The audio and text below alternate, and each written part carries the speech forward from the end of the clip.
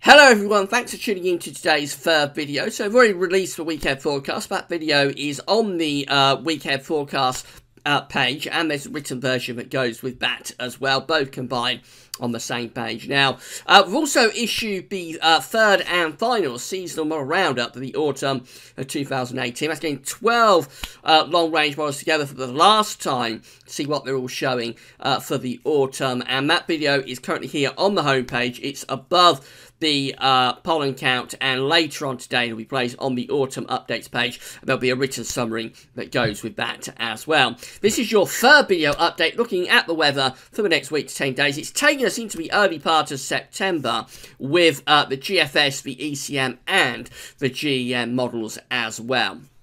So I'll bring you up to date with what the models are showing at the moment. It looks like high pressure is going to be building back through the early part of September, bringing a return to summer. But it's not totally straightforward, this. So I'll talk you through the individual model output in a moment. They're not completely in agreement, certainly in terms of the detail anyway, about this period, and the detail does make an important difference to the overall temperature when you get through to September. So I'll talk about that very shortly, but we're going to begin by having a look at the central England temperature. It's on its way down. So this is the latest CT from Hadley, provisional up to yesterday, 24th of August, currently standing now at 17.8 degrees. A couple of days ago that was above excuse me, that was above 18 Celsius and 18.1. So it is on its way down. It's going to be reducing further. There was a cold night last night in the CET region. Temperatures are a bit suppressed today. Temperatures will be very suppressed tomorrow under persistent outbreaks of rain. It'll probably stabilise a little bit through the early part of the coming week and then drop again through to the end of the week as we start to get some colder nights coming up again from around Wednesday night onwards. So I think this is going to finish up around 17.0 actually. It'll finish up around 17 Celsius, but it isn't totally impossible if we get a downwards correction as well. Not totally impossible. This could actually finish up under 17 degrees somewhere, say around 16 oops, let's get rid of that and do that again. So that went a bit wrong, didn't it? So we'll do that 16.9 or possibly 16.8 might be our finishing point for this CET for August 2018 if we get a downwards correction. That would be a degree from where we are now, a drop of a degree from where we are now, which would be quite impressive for the last week of the month. But just have to wait and see. It could hold up at around 17.0. It could go a little bit under 17.0. It'll be interesting to see how that plays out. Right, these are the 500 millibar height anomaly flowcharts from the Penn State University for the next week to 10 days. We've got the ECMWF here on the top, and the GFS, which we'll have a good look at in a moment, is on the bottom. 500 millibars, 80,000 meters area in the atmosphere. High pressure and low pressure are being moved around by the jet stream running above. Orange and red extrapolates to high pressure, and blue to low pressure. So you can see what the ECMWF is doing. It has this area of above average heights, which is high pressure, centred to the south of the UK and also to the southwest as well, with below average heights up to the north, to the northwest. And so the flow of the jet is coming through rather like that. There is a bit of an influence from the jet stream in the 7 to 10 day time frame from the ECMWF for the northern part of the country. For the south, we're close to that ridge, so a lot of high pressure influences in the south for the 7 to 10 day time frame, which takes us into the first week of September. But for the north, there it does look a little bit more unsettled. If we have a look at the GFS, though, it has that ridge actually centred over top of the country. So the below average heights are pushed further north. The jet stream also pushed further north. That's a subtle difference, but it's an important difference because the GFS in the 7 to 10 day time frame will be much warmer. It would actually be very warm in that scenario through the first week of September, whereas the GFS has a little, the ECM I should say, has just a little bit more influence from the jet stream. So consequently, it's not as warm, and for the north, it's not as settled either. So I said this early part of September. Certainly in terms of the detail, there is a little bit of uncertainty at the moment. And at this time of year, the detail makes an important difference because from September onwards, high pressure is not necessarily guaranteed to bring very warm or hot weather. In July, high pressure will bring very warm or hot weather in nearly all circumstances. In September, it's not as straightforward as that to get very warm or hot temperatures. It depends very greatly on the exact nature of the air that's associated with that high pressure. So sometimes you can get a high pressure sitting over UK in September, you will think it would be quite hot, but actually it's relatively cool or average. Other times you get high pressure sat over the UK in September, it'll get very hot. You can get temperatures above 30 degrees in September. Just a couple of years ago, in 2016, we got temperatures up to 34 degrees in September, 94 Fahrenheit. That's only 2 years ago. So it can get very hot in September, but it always depends greatly on the exact position of that high pressure, exactly where the air is coming from associated with that high pressure, and how high the upper air temperatures are. So you do have to look a little bit more carefully at the exact nature of the high pressure by the time you get to September. That is the case through July. Of course, by the time you get through to October, it's even more the case that high pressure is not necessarily guaranteed in October to bring very warm temperatures. Actually, in October, high pressure can bring quite cold temperatures. And by November, high pressure will nearly always be associated with colder temperatures than low pressure or Atlantic winds. So it's a transitional season that we're going into, and it means that what we get in the summer from high pressure isn't necessarily the case what we get in the autumn.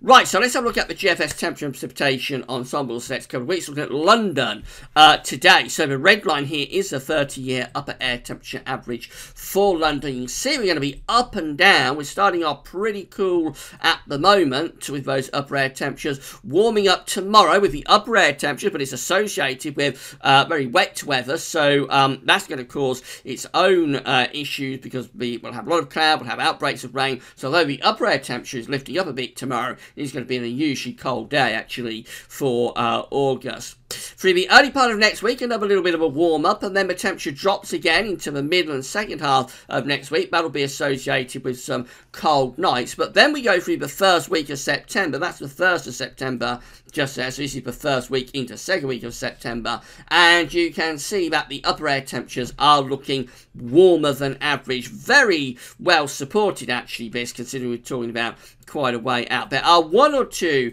colder outlier members here through the first week of September, but most ensemble members are warm, and there's a few but are going very warm, actually. These ones up here, these warm outliers, they could take temperatures over 30 degrees, even though it's the start of September. You can get temperatures, as I said a few minutes ago, you can get temperatures above 30 degrees in September, and those warmest ensemble members there going above 15 Celsius at 850 HPA, they would take temperatures above 30 degrees. But again, they're not that well supported. The broad thrust of the ensemble is sort of there, which is very warm. It's going to take temperatures to mid to upper 20 Celsius, but probably not excessively hot. But we do have to wait and see how warm this is going to get.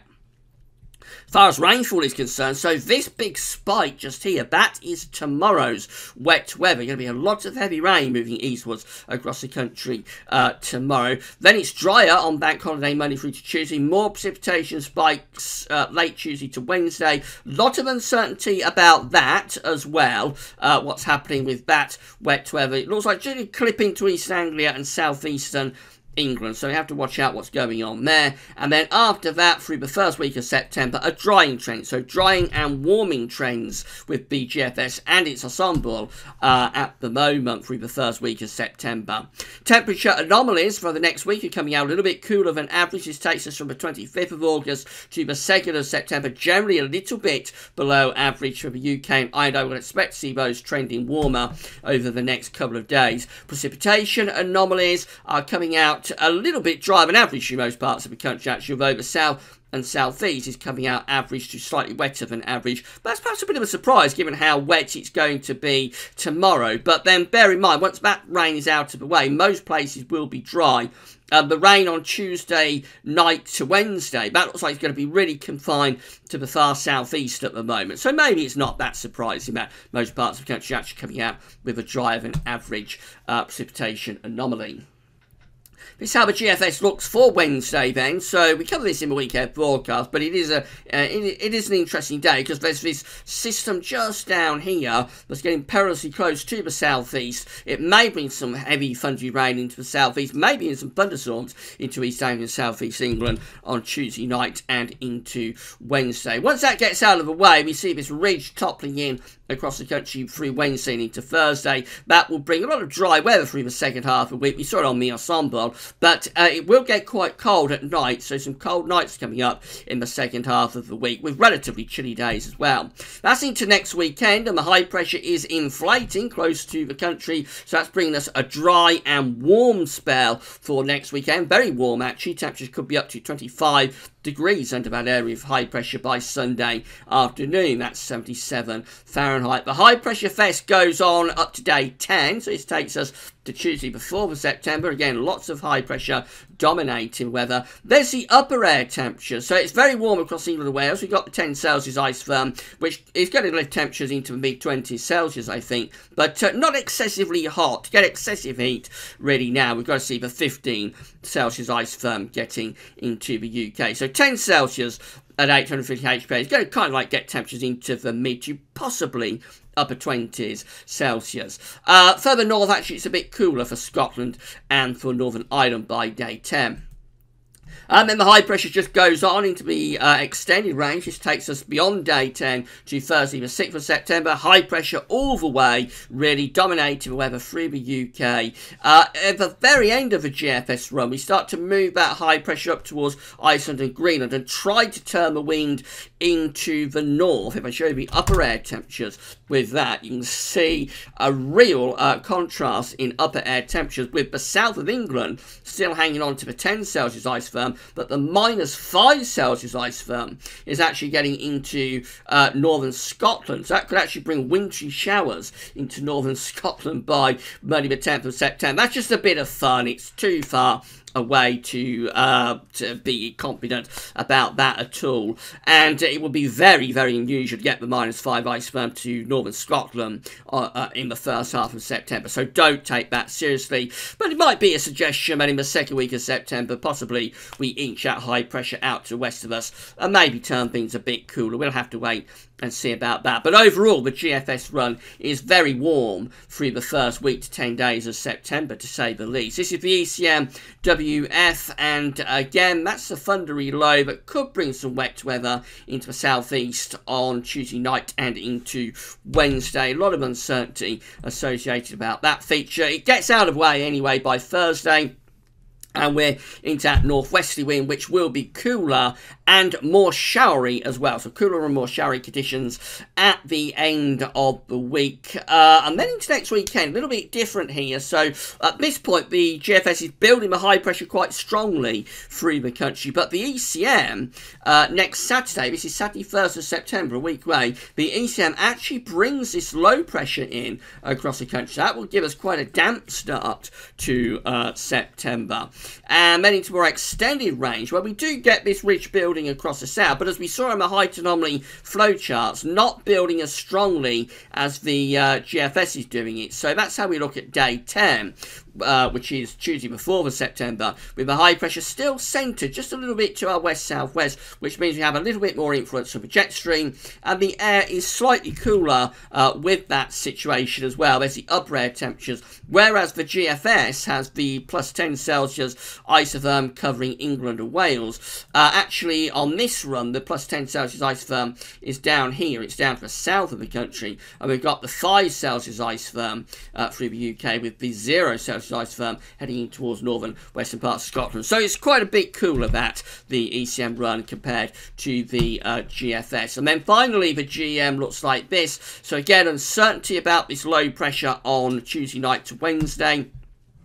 through the second half of the week, we build this ridge in with the Canadian model, so it settles down, but it will be quite cool with those upper air temperatures. But then different again, so this is again Saturday, 1st of September, and similar to what the ECM is doing in some ways, I suppose, the GEM does actually have this area of low pressure down to the southwest of the country that will be bringing in cloud and rain for the first day of September. So the GFS wants to give us a barbecue weekend next weekend. The ECM and the GEM are far less convinced about that, and it does show that even for a week away, there is a little bit of uncertainty about how strong the high pressure will be. That low pressure is still hanging around the country on Sunday, next Sunday, 2nd of September, probably bringing showers along as well as rain, and certainly a much cooler feel compared to the GFS. We would definitely not be getting temperatures into the mid-20s Celsius with that scenario. We're up to day 10, and eventually the GEM does kind of get there and starts to build in this ridge from the southwest. We could roll on another day or so, we would probably see an area of high pressure taking over in that sort of area. But certainly up to day 10, the GEM is not as warm or as dry as the GFS, and the ECM isn't either. So the GFS, and that's what weekend forecast has been based on, by the way, the GFS does want to give us a return to summer next weekend, but the GEM and the ECMWF are not anywhere near as convinced about that, and actually they do look a little bit unsettled for next weekend. So question marks for the start of September go on. We've had loads of chopping and changing about this period in the model output over the past week or two. The questions still remain: is the GFS going over top with that dry and warm signal for a week's time, or are the GEM and the ECMWF too pessimistic? Probably got to wait another day or so to find out, but certainly questions to answer for the beginning of September. Right, so that's brought you up to date with everything. We've done the weekend forecast, we've had a look at the models for next week to 10 days, and also the final autumn 2018 season model roundup has been released. So that's it for today. Just got to get that autumn season model roundup onto the autumn updates page with a written summary this evening. Tomorrow, we've got the autumn forecast. It's the big one, what I've been building up to over the past 3 months. We'll release the autumn forecast tomorrow. We've got the Gasworthy's Sunday Roundup, the last Sunday Roundup of the year, will be coming up for you tomorrow, and there'll be a little sneak peek for the winter of 2017-18 tomorrow afternoon as well, once the autumn forecast is out of the way. Right, that's all for now. Keep checking back for all of the updates. Busy weekend. That's all for now. Thanks for watching.